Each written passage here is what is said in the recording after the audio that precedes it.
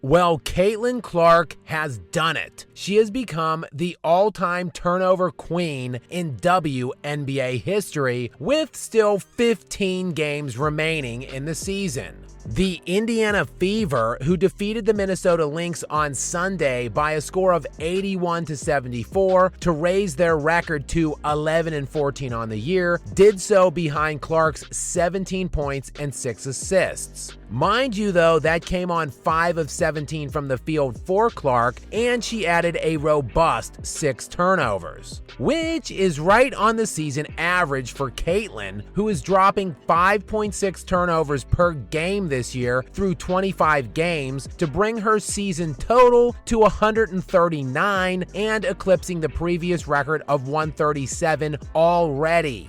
The previous record holder, Alyssa Thomas, set her record mark just last season, though you have to go all the way back to 1999 for the third highest total. And speaking of Alyssa Thomas, she is currently second in the WNBA this season in turnovers, but with only 86, 53 fewer than Caitlin Clark. Now granted, Clark's usage rate has been meteoric this season thus far, and no one has the ball in her hands more than she does. And while Clark has a long way to go on becoming even the best player in her own WNBA league, the comparisons to her male counterparts in the NBA is only natural in light of her unparalleled popularity. Not only is Clark's Indiana Fever team easily leading the WNBA in attendance per game while setting a record number of sellouts and averaging nearly 17,000 people per home game, but keep in mind this is the same dreadful garbage can of a franchise which barely pulled in 4,000 per game last year and drew an almost impossible to believe 1,700 per home game in 2022. It's a complete crap. Then there are the viewership records she is setting. And for context on this one, beginning in the 2009 season and running through the start of this current league year, the floating dumpster fire of a league, unwatchable pile of crap that is the WNBA, did not record a single game that received over 1 million viewers. Not one game in 15 years. But there have already been 12 games this season that have recorded at least 1 million viewers, and of the top 10 most watched WNBA games for the season, Clark was a part of 9 of them. 9 times.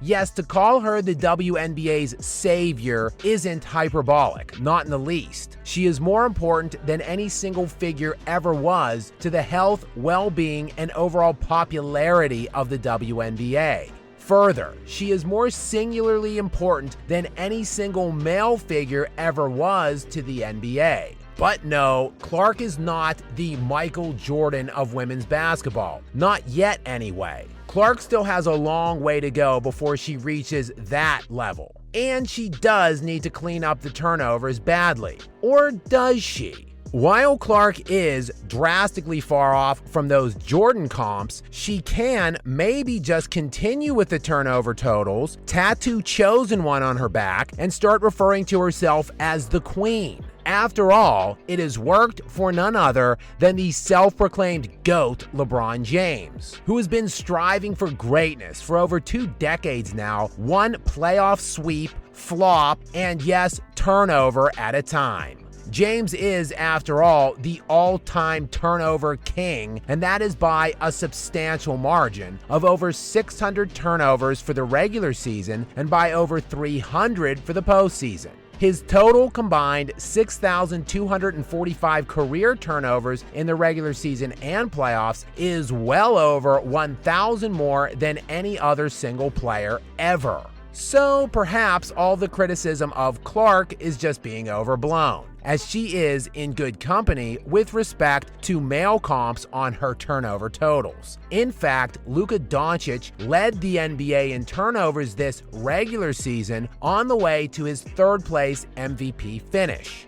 And in that light, so too, by the way, should Clark easily win the WNBA's Rookie of the Year award, and that is regardless of whatever pitiful attempt the media deploys to elevate the massively overrated Angel Reese double-double streak. Clark is averaging 17 points per game to Reese's 13.5, and that is while Caitlin is also leading her team in assists. But not only is Clark leading her team in assists, she is the league leader in assists currently. Angel Reese has zero claim to this award. Zero. Especially when factoring in the Indiana Fever, who had the third worst record in the league a year ago, has a better record currently than Angel Reese's Chicago Sky team.